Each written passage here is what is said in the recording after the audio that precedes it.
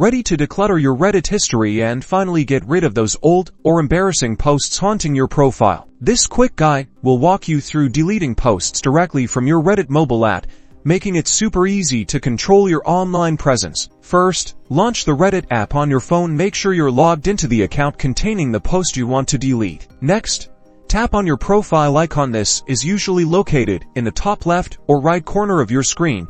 Depending on your app version, this will take you to your personal Reddit profile. Now, scroll down through your posts until you find the specific post you want to remove. Take your time and make sure it's the right one. Once you've found the post, look for the 3 vertical dots, sometimes represented as a gear icon, usually located near the top right corner of the post itself. Tap on these dots. A menu will pop up with a list of options. Look for the option labeled Delete. It might be near the bottom of the menu. Tap on the Delete option.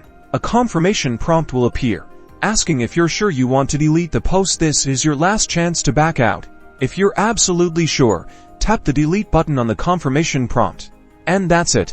The post will now be removed from your profile. Refresh your profile to confirm the post is gone. Congratulations, you've successfully deleted a post on Reddit Mobile. Now you can keep your profile tidy and reflect your current interests.